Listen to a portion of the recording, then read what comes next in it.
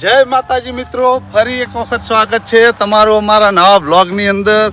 તો મિત્રો આજે બનાવવાનો મગ દાળનો હલવો, જે રાજસ્થાનમાં લગ્ન પ્રસંગમાં ખૂબ પ્રસિદ્ધ છે. મગની દાળનો હલવો તો આપણે બનાવશું આજે મગની દાળનો હલવો. ચલો મળીએ બધા એક્ટર જ્યાં આગળ આપણે રેસીપી બનાવવાની છે ત્યાં આગળ બધા પહોંચી ગયા તો આપણે પણ ત્યાં આગળ જઈએ. ચલો મળીએ ત્યાં. તો સૌ પ્રથમ આપણે કરશું ગુગા બાપજીના દર્શન.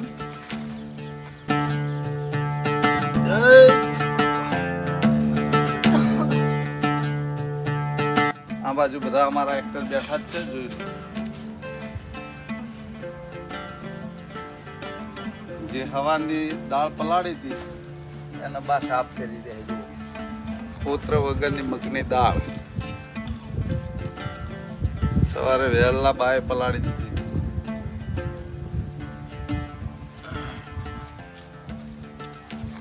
આવું કરવાનું છે, બોલાડો. એને મિક્સરમાં ગ્રાઇન્ડર કરવાનું.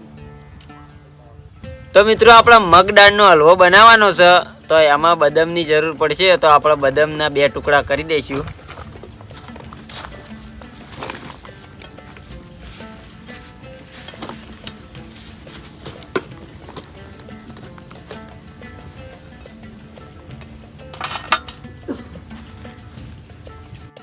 તો મિત્રો આ મગની દાળ છે પોતરા વગરની, એને આપણે સવારે પલાળીને રાખી હતી, બરોબર છે. હવે આપણે મિક્સરમાં નાખી અને એને પીસી દેવું.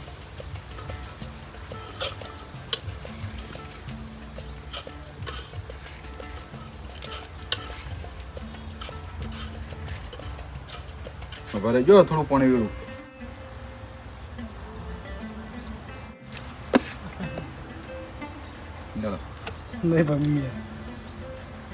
ચાલુ કરો. પકડજો ફીટ.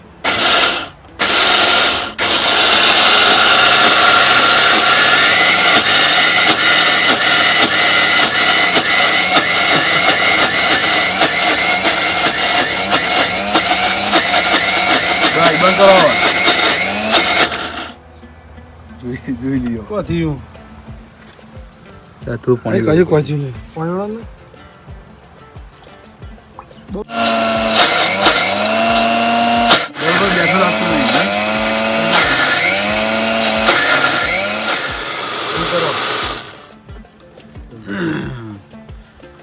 જોઈ લો મિત્રો, દાળ કમ્પ્લીટ થઈ ગઈ.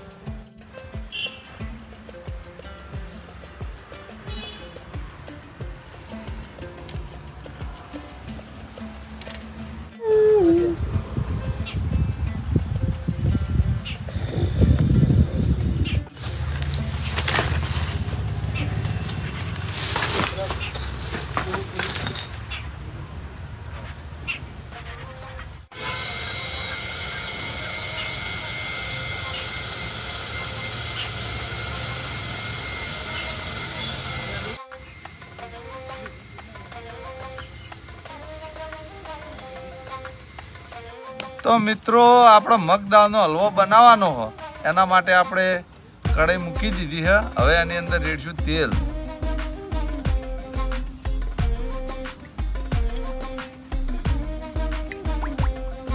બાપેણા કંઈ જી પડ્યું છે, લાવ થોડું મિક્સમાં બનાવશું. પેલા રેડી દીધું તેલ, હવે અંદર રેડશું ઘી.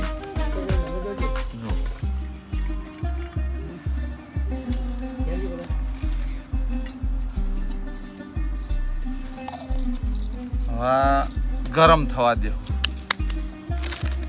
તો મિત્રો તેલ હવે કમ્પ્લીટ ગરમ થઈ ગયું છે. હવે એની અંદર આપણે સૂજી નાખી દેવું થોડી.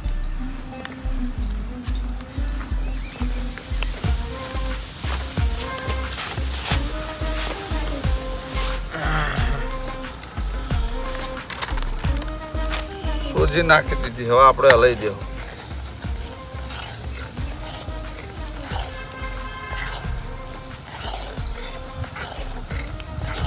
પેલું પેસ્ટ રેડી દો. તો મિત્રો જે મગની દાળ હતી પોતરા વગરની, એને આપણે મિક્સરમાં પેલી કરી ગ્રાઇન્ડ કરી અને લાવી દીધી છે, બરોબર. હા, આ બળી જો. વાહ.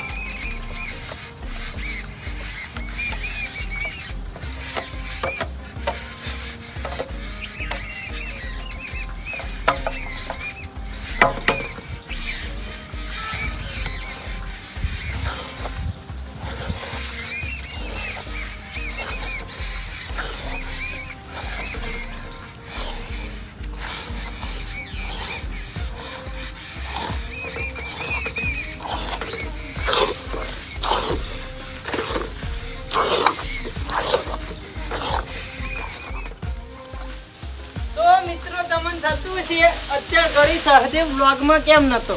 તો મિત્રો હું આ બાજુ હતો, કારણ કે આજ રઘોબા આપણા બાદ જાય તો ઈવને કીધું તું કે અમારા ગાયન ચાર પૂરોને કરી દેજો ને પાણીને પાઈ દેજો, તો આપણે એ કામકાજ કરીએ. હો એને નાખી દે, આખો પૂરો ખોલીને નાખજો. આ બાજુ આવો, ભેંસોને નાખી દઈએ. ભડક છે વળાકજે. બધાને જલસા કરાવી દઈએ આજ તો.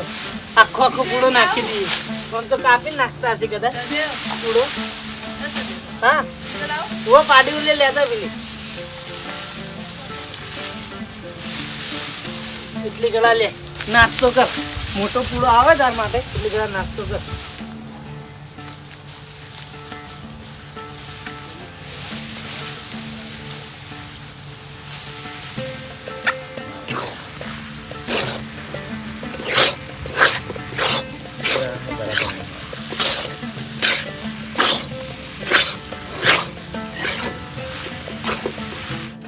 તો મિત્રો આપણે ખોડની ચાસણી બનાવવાની છે, તો આ બાજુ સગડા ઉપર આપણે ખોડની ચાસણી બનાવવાનું ચાલુ કરી દઈએ.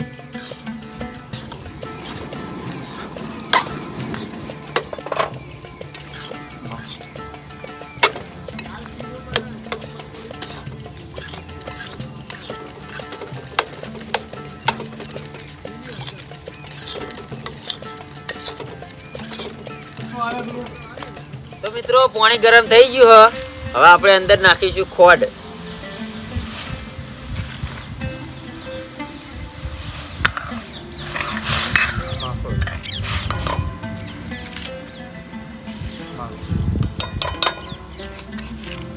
આપણે એક તાર વાળી ચાસણી બનાવવાની છે. એક તાર વાળી આમ કરશું, એક તાર થાય એવી ચાસણી બનાવવાની.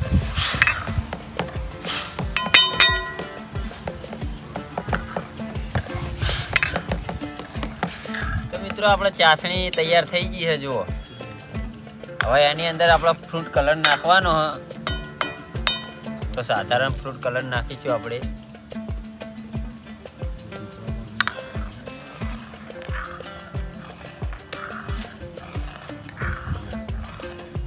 પીળો ફ્રૂટ કલર નાખ્યો આપણે.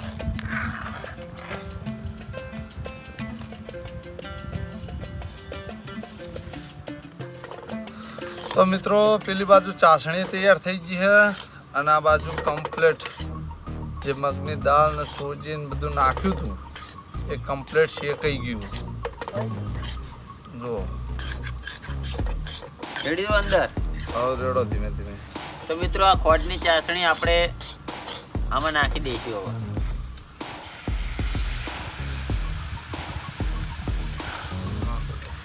વાહ કારીગર.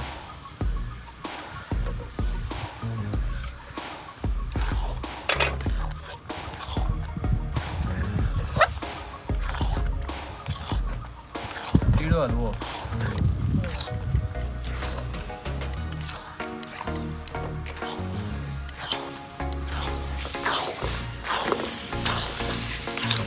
મગની દાળનો હલવો તૈયાર. મગની દાળના હલવાની મીઠાઈ તૈયાર.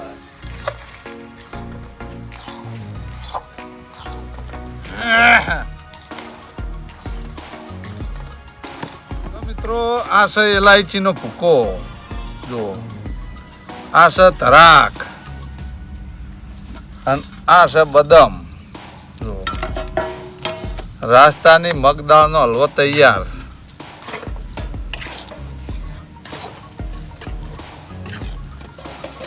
સ્મેલ મસ્ત આવો ભાઈ. સ્મેલ મસ્ત આવો. સ્મેલ આવે પણ હવે ખાઈએ ત્યાં ખબર પડે.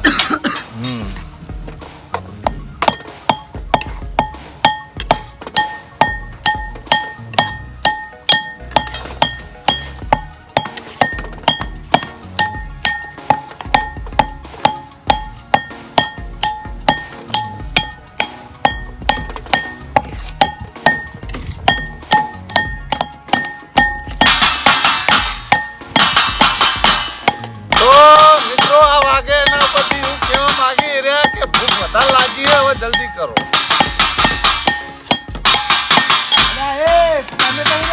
હું તો ઇલાયચી ખોડું યાર. હવે યાર બીજું કાલતા હતા થોડું. કલાકાર ખૂટતો હતા બાજુ છે. ગીત ગાવાવાળા આવ્યો ભાઈ. હા હાલો તા લે, તૈયાર આ એલાચી નાખી નહીં જારી ના હાલ નહીં ના તો મિત્રો આપણે ગોગા મહારાજનો થાળ ધરાઈ દેહો. જય ગોગા મહારાજ અને આશીર્વાદ લઈ રહ્યો મારા બાપા લાભરાજ ભગવાન.